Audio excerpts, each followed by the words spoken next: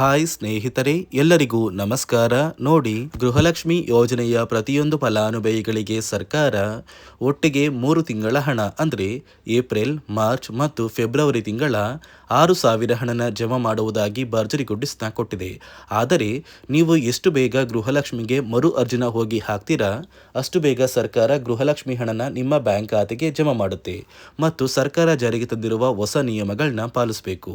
ಅದೇ ರೀತಿ ಸರ್ಕಾರದಿಂದ ಪ್ರತಿ ಫಲಾನುಭವಿಗಳಿಗೆ ಇಂದು ಶನಿವಾರ ಮೇ 9ರಿಂದ ಕರ್ನಾಟಕದ 23 ಜಿಲ್ಲೆಗಳಿಗೆ ಬೆಳಗ್ಗೆ 11 ಗಂಟೆಗೆ ಒಟ್ಟು 3 ತಿಂಗಳ ಗೃಹಲಕ್ಷ್ಮಿ ಯೋಜನೆಯ 6,000 ಹಣನ ಜಮಾ ಮಾಡ್ತಾ ಇದೆ. ಈ 6,000 ಹಣ ಸಾಕಷ್ಟು ಜನಕ್ಕೆ ಕ್ಯಾನ್ಸಲ್ ಕೂಡ ಆಗಿದೆ ಮತ್ತು ರೇಷನ್ ಕಾರ್ಡ್ ದಾರರಿಗೆ ಸರ್ಕಾರ ಭರ್ಜರಿ ಗುಡ್ಡಿಸ್ನ ಕೊಟ್ಟಿದ್ದು ಹೊಸ ರೇಷನ್ ಕಾರ್ಡ್ಗೆ ಅರ್ಜಿ ಕೂಡ ಸ್ವೀಕಾರ ಮಾಡ್ತಾ ಇದೆ. ಹಾಗಾದ್ರೆ ಬನ್ನಿ ಸರ್ಕಾರ ಕೊಟ್ಟಿರುವ ಮಾಹಿತಿ ಏನು ಅಂತ ತಿಳ್ಕೊಳ್ಳೋಣ. ಅದಕ್ಕಿಂತ ಮೊದಲು ನೋಡಿ ವೀಕ್ಷಕರೇ, ನೀವೇನಾದ್ರೂ ಇನ್ನೂ ಕೂಡ ನನ್ನ ಚಾನೆಲ್ನ ಸಬ್ಸ್ಕ್ರೈಬ್ ಆಗಿಲ್ಲ ಅಂದರೆ ದಯವಿಟ್ಟು ಪ್ರತಿಯೊಬ್ಬರು ಚಾನೆಲ್ನ ಸಬ್ಸ್ಕ್ರೈಬ್ ಮಾಡ್ಕೊಳ್ಳಿ, ಹಾಗೆ ವಿಡಿಯೋಗೆ ಒಂದು ಲೈಕ್ನ ಕೊಡಿ. ಹೌದು ವೀಕ್ಷಕರೇ, ಸರ್ಕಾರ ಪ್ರತಿಯೊಂದು ಗೃಹಲಕ್ಷ್ಮಿ ಯೋಜನೆಯ ಫಲಾನುಭವಿಗಳಿಗೆ ಒಟ್ಟು 3 ತಿಂಗಳ ಗೃಹಲಕ್ಷ್ಮಿ ಯೋಜನೆಯ 6,000 ಹಣನ ಜಮಾ ಮಾಡ್ತಾ ಇದೆ. ಏಪ್ರಿಲ್ ತಿಂಗಳ 30ನೇ ಕಂತು, ಮಾರ್ಚ್ ತಿಂಗಳ 29ನೇ ಕಂತು ಹಾಗೂ ಫೆಬ್ರವರಿ ತಿಂಗಳ 28ನೇ ಕಂತು, ಈ 3 ತಿಂಗಳ ಹಣ ನಿಮ್ಮ ಬ್ಯಾಂಕ್ ಖಾತೆಗೆ ಬರ್ತಾ ಇದೆ. ಆದರೆ ಸುಮಾರು 2ರಿಂದ 3 ಲಕ್ಷಕ್ಕಿಂತ ಅಧಿಕ ಮಹಿಳೆಯರಿಗೆ ಗೃಹಲಕ್ಷ್ಮಿ ಹಣ ಕ್ಯಾನ್ಸಲ್ ಆಗಿದೆ ಮತ್ತು ಸರ್ಕಾರ ಈ ಒಂದು ಹಣಕ್ಕೆ ಇನ್ನು ಮುಂದೆ ಕೆಲವು ನಿಯಮಗಳನ್ನ ಪಾಲಿಸಿದರೆ ಮಾತ್ರ ಜಮಾ ಮಾಡೋದು ಅಂತ ಕೂಡ ಆದೇಶ ಕೊಟ್ಟಿದೆ. ಹಾಗಾದ್ರೆ ಸರ್ಕಾರ ಯಾವ ಕಾರಣಕ್ಕೆ ಈ ರೀತಿಯ ಬದಲಾವಣೆಗಳನ್ನ ಜಾರಿಗೆ ತಂದಿದೆ ಅಂತ ನಾನು ನಿಮಗೆ ತಿಳಿಸ್ಕೊಡ್ತಾ ಇದ್ದೀನಿ. ಅದಕ್ಕಿಂತ ಮೊದಲು ನೋಡಿ ವೀಕ್ಷಕರೇ, ಇಂದು ಶನಿವಾರ ಮೇ 9ರಿಂದ ಕರ್ನಾಟಕದ 23 ಜಿಲ್ಲೆಗಳಿಗೆ ಬೆಳಗ್ಗೆ 11 ಗಂಟೆಯ ಸಮಯಕ್ಕೆ ಒಟ್ಟು 3 ತಿಂಗಳ 6,000 ಹಣನ ಜಮಾ ಮಾಡ್ತಾ ಇದ್ದು, ಯಾವ ಜಿಲ್ಲೆಗಳಿಗೆ ಹಣ ಬರ್ತಾ ಇದೆ ಅಂದರೆ ಬೆಂಗಳೂರು ನಗರ, ಬೆಂಗಳೂರು ಗ್ರಾಮಾಂತರ, ರಾಮನಗರ, ಚಿಕ್ಕಬಳ್ಳಾಪುರ, ಚಿತ್ರದುರ್ಗ, ದಾವಣಗೆರೆ, ಕೋಲಾರ, ಶಿವಮೊಗ್ಗ, ತುಮಕೂರು, ಚಾಮರಾಜನಗರ, ಚಿಕ್ಕಮಗಳೂರು, ದಕ್ಷಿಣ ಕನ್ನಡ, ಹಾಸನ, ಕೊಡಗು, ಮಂಡ್ಯ, ಮೈಸೂರು, ಉಡುಪಿ, ಬಳ್ಳಾರಿ, ಬೀದರ್, ಕಲಬುರಗಿ, ಕೊಪ್ಪಳ, ರಾಯಚೂರು, ಯಾದಗಿರಿ, ಬಾಗಲಕೋಟೆ, ಬೆಳಗಾವಿ, ಗದಗ, ಹಾವೇರಿ, ಈ ಜಿಲ್ಲೆಗಳ ಪ್ರತಿಯೊಂದು ಫಲಾನುಭವಿಗಳಿಗೆ ಒಟ್ಟು 3 ತಿಂಗಳ ಗೃಹಲಕ್ಷ್ಮಿ ಯೋಜನೆಯ 6,000 ಹಣನ ಜಮಾ ಮಾಡ್ತಾ ಇದೆ. ಆದರೆ ಯಾರೆಲ್ಲ ಫಲಾನುಭವಿಗಳು ಎಷ್ಟು ಬೇಗ ಗೃಹಲಕ್ಷ್ಮಿ ಯೋಜನೆಗೆ ಮರು ಅರ್ಜಿನ ನೀವು ಹಾಕ್ತೀರಾ, ಅಷ್ಟು ಬೇಗ ನಿಮ್ಮ ಬ್ಯಾಂಕ್ ಖಾತೆಗೆ 6,000 ಹಣ ಬರುತ್ತೆ.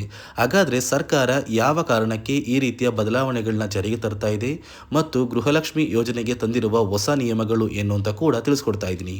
ನೋಡಿ ವೀಕ್ಷಕರೇ, ನಿಮ್ಮ ಬ್ಯಾಂಕ್ ಖಾತೆಗೆ ಹಣ ಜಮಾ ಆಗಬೇಕು ಅಂದರೆ ಈ ಮೇ ತಿಂಗಳಲ್ಲಿ ನೀವು ಒಂದು ಮುಖ್ಯವಾದ ಕೆಲಸನ ಮಾಡಬೇಕಾಗುತ್ತೆ. ಆ ಒಂದು ಕೆಲಸ ಏನು ಅಂದ್ರೆ ಗೃಹಲಕ್ಷ್ಮಿಗೆ ಮರು ಅರ್ಜಿನ ಹಾಕೋದು ಕಡ್ಡಾಯವಾಗಿದೆ. ನೀವು ಮರು ಅರ್ಜಿ ಹಾಕಿದ್ರೆ ಮಾತ್ರ ನಿಮ್ಮ ಬ್ಯಾಂಕ್ ಖಾತೆಗೆ ಗೃಹಲಕ್ಷ್ಮಿ ಹಣ ಬರೋದು. ಹಾಗಾದ್ರೆ ಹೇಗೆ ಈ ಮರು ಅರ್ಜಿನ ಹಾಕಬೇಕು ಅಂತ ನೀವು ಕೇಳ್ಬೋದು, ಮತ್ತು ಯಾವ ಕಾರಣಕ್ಕೆ ಅಂತ. ನೋಡಿ ವೀಕ್ಷಕರೇ, ಸುಮಾರು 2 ಲಕ್ಷಕ್ಕಿಂತ ಅಧಿಕ ಮಹಿಳೆಯರು ಗೃಹಲಕ್ಷ್ಮಿ ಯೋಜನೆಯಲ್ಲಿ ಇಲ್ಲಿಯವರೆಗೂ ಮರಣ ಹೊಂದಿದ್ದಾರೆ. ಸೊ ಮರಣ ಹೊಂದಿರುವ ಫಲಾನುಭವಿಗಳ ಒಂದು ಹೆಸರನ್ನ ಗೃಹಲಕ್ಷ್ಮಿ ಯೋಜನೆಯಿಂದ ಸರ್ಕಾರ ಕ್ಯಾನ್ಸಲ್ ಮಾಡಬೇಕು. ಯಾಕಂದ್ರೆ ಆ ಫಲಾನುಭವಿಗಳ ಬ್ಯಾಂಕ್ ಖಾತೆಗೆ ಇನ್ನೂ ಕೂಡ ಹಣ ಜಮಾ ಆಗ್ತಾ ಇದೆ. ಇದೇ ಕಾರಣಕ್ಕೆ ಈ ಮೇ ತಿಂಗಳಲ್ಲಿ ಸರ್ಕಾರದಿಂದ ಕೆಲವು ಅಧಿಕಾರಿಗಳನ್ನ ನೇಮಕ ಮಾಡಿ ನಿಮ್ಮ ಮನೆಗೆ ಬಂದು ಪ್ರತಿಯೊಂದು ಫಲಾನುಭವಿಗಳ ಒಂದು ದಾಖಲಾತಿಗಳನ್ನ ಚೆಕ್ ಮಾಡ್ತಾರೆ. ಸೊ ದಾಖಲಾತಿಗಳನ್ನ ಚೆಕ್ ಮಾಡಿ ಎಂಟ್ರಿ ಮಾಡ್ಕೊಂಡು ಹೋಗ್ತಾರೆ. ನಂತರ ಪ್ರತಿಯೊಂದು ಫಲಾನುಭವಿಗಳಿಗೆ ಗೃಹಲಕ್ಷ್ಮಿ ಹಣ ಜಮಾ ಆಗೋದು. ಅದೇ ರೀತಿ ಇನ್ನು ಮುಂದೆ ವರ್ಷದ ಕೊನೆಯಲ್ಲಿ ನೀವು ಗೃಹಲಕ್ಷ್ಮಿ ಯೋಜನೆಗೆ ನೀವು ಹೊಂದಿರುವ ಲೈಫ್ ಸರ್ಟಿಫಿಕೇಟ್ನ ಕೊಟ್ಟು ಮರು ಅರ್ಜಿ ಹಾಕಿದರೆ ಮಾತ್ರ ನಿಮ್ಮ ಬ್ಯಾಂಕ್ ಖಾತೆಗೆ ಮುಂದಿನ ತಿಂಗಳಿಂದ ಗೃಹಲಕ್ಷ್ಮಿ ಹಣ ಬರೋದು ಅಂತ ಸರ್ಕಾರ ಆದೇಶ ಕೊಟ್ಟಿದೆ. ಈಗಾಗಲೇ ಫಲಾನುಭವಿಗಳ ಬ್ಯಾಂಕ್ ಖಾತೆಗೆ ಒಟ್ಟು 3 ತಿಂಗಳ ಗೃಹಲಕ್ಷ್ಮಿ ಹಣನ ಸರ್ಕಾರ ಜಮಾ ಮಾಡ್ತಾ ಇದೆ. ನಿಮ್ಮ ಬ್ಯಾಂಕ್ ಖಾತೆಗೂ ಕೂಡ ಸರ್ಕಾರ ಈ ಮೇ ತಿಂಗಳ 10ನೇ ತಾರೀಕಷ್ಟರಲ್ಲಿ ಪ್ರತಿಯೊಂದು ಫಲಾನುಭವಿಗಳಿಗೆ ಸೇರಬೇಕಾಗಿರುವ 3 ತಿಂಗಳ ಗೃಹಲಕ್ಷ್ಮಿ ಹಣ ಜಮಾ ಆಗುತ್ತೆ ಮತ್ತು ಸರ್ಕಾರದಿಂದ ಜಾರಿಗೆ ತಂದಿರುವ ಹೊಸ ನಿಯಮಗಳನ್ನ ನೀವು ಪಾಲಿಸಿದರೆ ಮಾತ್ರ ನಿಮ್ಮ ಬ್ಯಾಂಕ್ ಖಾತೆಗೆ ಮುಂದಿನ ದಿನಗಳಲ್ಲಿ ಗೃಹಲಕ್ಷ್ಮಿ ಹಣ ಬರೋದು ಅಂತ ಸರ್ಕಾರ ಆದೇಶ ಕೊಟ್ಟಿದೆ.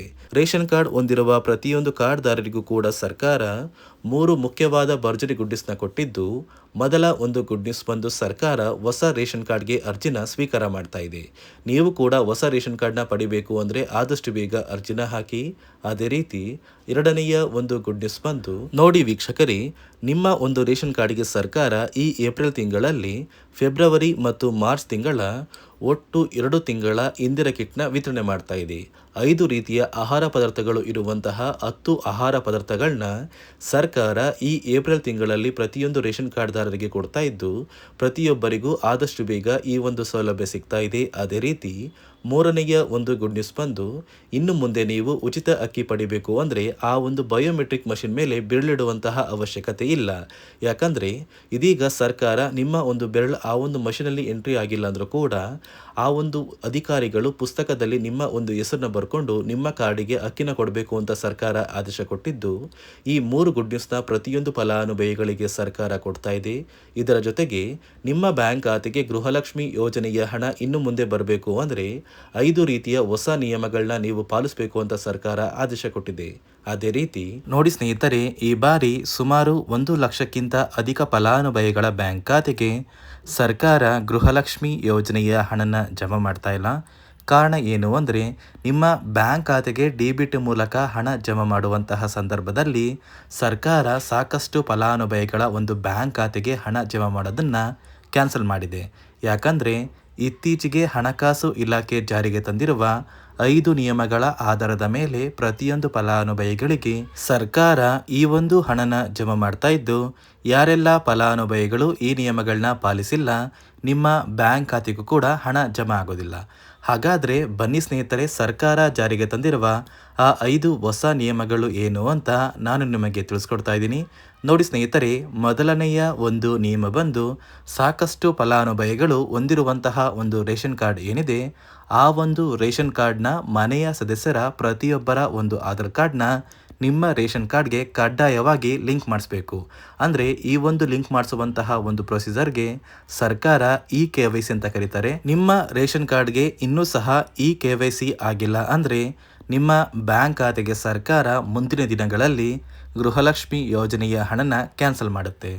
ಅದೇ ರೀತಿ ಎರಡನೆಯ ಒಂದು ನಿಯಮ ಬಂದು, ಸಾಕಷ್ಟು ಫಲಾನುಭವಿಗಳು ಕಳೆದ 3 ತಿಂಗಳಿಂದ ಸರ್ಕಾರದಿಂದ ಬರ್ತಾ ಇರುವಂತಹ ಒಂದು ರೇಷನ್ ಏನಿದೆ, ಅಂದರೆ ಉಚಿತ ಅಕ್ಕಿ ಏನಿದೆ, ಈ ಒಂದು ರೇಷನ್ನ ಪಡ್ಕೋತಾ ಇಲ್ಲ. ಒಂದು ವೇಳೆ ಕಳೆದ 3 ತಿಂಗಳಿಂದ ನೀವು ರೇಷನ್ನ ಪಡ್ಕೊಂಡಿಲ್ಲ ಅಂದರೆ ಸರ್ಕಾರ ನಿಮ್ಮ ಬಳಿ ಇರುವಂತಹ ಒಂದು ರೇಷನ್ ಕಾರ್ಡ್ನ ಕ್ಯಾನ್ಸಲ್ ಮಾಡುತ್ತೆ. ನಿಮ್ಮ ರೇಷನ್ ಕಾರ್ಡ್ನ ಸರ್ಕಾರ ಕ್ಯಾನ್ಸಲ್ ಮಾಡಿದ್ರೆ ನಿಮ್ಮ ಬ್ಯಾಂಕ್ ಖಾತೆಗೆ ಗೃಹಲಕ್ಷ್ಮಿ ಯೋಜನೆಯ ಹಣ ಇರ್ಬೋದು ಮತ್ತು ಸರ್ಕಾರದಿಂದ ಬರುವಂತಹ ಒಂದು ಸೌಲಭ್ಯಗಳನ್ನ ನೀವು ಕಳ್ಕೋಬೇಕಾಗುತ್ತೆ. ಅದೇ ರೀತಿ ಮೂರನೆಯ ಒಂದು ನಿಯಮ ಬಂದು, ನೋಡಿ ಸ್ನೇಹಿತರೆ, ನಿಮ್ಮ ಬಳಿ ಇರುವಂತಹ ಒಂದು ಆಧಾರ್ ಕಾರ್ಡ್ ಏನಿದೆ, ಆ ಒಂದು ಆಧಾರ್ ಕಾರ್ಡ್ನ ಕಳೆದ 15 ವರ್ಷಗಳಲ್ಲಿ ನೀವು ಯಾವುದೇ ರೀತಿಯ ಒಂದು ತಿದ್ದುಪಡಿನ ಮಾಡಿಸಿಲ್ಲ ಅಂದರೆ ನಿಮ್ಮ ಬ್ಯಾಂಕ್ ಖಾತೆಗೆ ಸರ್ಕಾರ ಗೃಹಲಕ್ಷ್ಮಿ ಯೋಜನೆಯ ಹಣನ ಕ್ಯಾನ್ಸಲ್ ಮಾಡುತ್ತೆ. ಯಾಕಂದರೆ ಸರ್ಕಾರದಿಂದ ಬಂದಿರುವಂತಹ ಒಂದು ಆದೇಶದ ಪ್ರಕಾರ ಪ್ರತಿಯೊಂದು ಫಲಾನುಭವಿಗಳು ಕಳೆದ 15 ವರ್ಷಗಳಲ್ಲಿ ಯಾವುದೇ ರೀತಿಯ ಒಂದು ತಿದ್ದುಪಡಿನ ನಿಮ್ಮ ಆಧಾರ್ ಕಾರ್ಡ್ಗೆ ನೀವು ಮಾಡಿಸಿಲ್ಲ ಅಂದರೆ ಕಡ್ಡಾಯವಾಗಿ ಆದಷ್ಟು ಬೇಗ ನಿಮ್ಮ ಆಧಾರ್ ಕಾರ್ಡ್ಗೆ ತಿದ್ದುಪಡಿನ ಮಾಡಿಸಿ. ಅದೇ ರೀತಿ ನಾಲ್ಕನೆಯ ಒಂದು ನಿಯಮ ಬಂದು, ನಿಮ್ಮ ಕುಟುಂಬದ ಒಂದು ವಾರ್ಷಿಕ ಆದಾಯ 7 ಲಕ್ಷಕ್ಕಿಂತ ಕಡಿಮೆ ಇರಬೇಕು. ಒಂದು ವೇಳೆ ನಿಮ್ಮ ಕುಟುಂಬದ ವಾರ್ಷಿಕ ಆದಾಯ 7 ಲಕ್ಷಕ್ಕಿಂತ ಜಾಸ್ತಿ ಇದ್ದರೆ ನಿಮ್ಮ ಬ್ಯಾಂಕ್ ಖಾತೆಗೆ ಸರ್ಕಾರ ಗೃಹಲಕ್ಷ್ಮಿ ಯೋಜನೆಯ ಹಣನ ಕ್ಯಾನ್ಸಲ್ ಮಾಡುತ್ತೆ. ಅದೇ ರೀತಿ 5ನೆಯ ಒಂದು ನಿಯಮ ಬಂದು, ನಿಮ್ಮ ಕುಟುಂಬದ ಸದಸ್ಯರು ಅಥವಾ ಗೃಹಲಕ್ಷ್ಮಿ ಯೋಜನೆಯ ಫಲಾನುಭವಿಗಳು ಯಾರು ಕೂಡ ಸರ್ಕಾರಿ ನೌಕರರಾಗಿ ಕಾರ್ಯನಿರ್ವಹಿಸ್ತಾ ಇರಬಾರ್ದು. ಒಂದು ವೇಳೆ ನಿಮ್ಮ ಕುಟುಂಬದಲ್ಲಿ ಯಾರೇ ಆಗಿದ್ರೂ ಸರ್ಕಾರಿ ನೌಕರರಾಗಿ ಕಾರ್ಯನಿರ್ವಹಿಸ್ತಾ ಇದ್ದರೆ ನಿಮ್ಮ ಬ್ಯಾಂಕ್ ಖಾತೆಗೆ ಗೃಹಲಕ್ಷ್ಮಿ ಯೋಜನೆಯ ಹಣ ಕ್ಯಾನ್ಸಲ್ ಆಗುತ್ತೆ. ಈ 5 ನಿಯಮಗಳ ಆಧಾರದ ಮೇಲೆ ಪ್ರತಿಯೊಂದು ಫಲಾನುಭವಿಗಳಿಗೆ ಸರ್ಕಾರ ಹಣ ಜಮಾ ಮಾಡ್ತಾ ಇದೆ. ಒಂದು ವೇಳೆ ನೀವು ಈ 5 ನಿಯಮಗಳನ್ನ ಪಾಲಿಸಿಲ್ಲ ಅಂದರೆ ನೀವು ಕೂಡ ಗೃಹಲಕ್ಷ್ಮಿ ಯೋಜನೆಯ ಹಣದಿಂದ ವಂಚಿತರಾಗಬೇಕಾಗುತ್ತೆ. ನೋಡಿ ವೀಕ್ಷಕರೇ, ಇಂದು ಶನಿವಾರ ಮೇ 9ರಂದು ಕರ್ನಾಟಕದ 23 ಜಿಲ್ಲೆಗಳಿಗೆ 3 ತಿಂಗಳ 6,000 ಹಣನ ಸರ್ಕಾರ ಜಮಾ ಮಾಡಲಿದೆ. ಅದೇ ರೀತಿ ರೇಷನ್ ಕಾರ್ಡ್ದಾರರಿಗೂ ಕೂಡ ಸರ್ಕಾರ 3 ಭರ್ಜರಿ ಗುಡ್ಡಿಸ್ನ ಕೊಟ್ಟಿದ್ದು, ಹೊಸ ರೇಷನ್ ಕಾರ್ಡ್ಗೆ ಆದಷ್ಟು ಬೇಗ ಅರ್ಜಿ ಹಾಕಿ ಅಂತ ಹೇಳ್ತಾ ಇದಿಷ್ಟು ಸರ್ಕಾರದಿಂದ ಬಂದಿರುವ ಹೊಸ ಮಾಹಿತಿಯಾಗಿದೆ. ನಾನು ಕೊಟ್ಟಿರುವ ಮಾಹಿತಿ ನಿಮಗೆ ಇಷ್ಟ ಆಗಿದ್ದಲ್ಲಿ ದಯವಿಟ್ಟು ಪ್ರತಿಯೊಬ್ಬರು ನನ್ನ ಚಾನಲ್ನ ಸಬ್ಸ್ಕ್ರೈಬ್ ಮಾಡ್ಕೊಳ್ಳಿ, ಹಾಗೆ ವಿಡಿಯೋಗೆ ಒಂದು ಲೈಕ್ನ ಕೊಡಿ.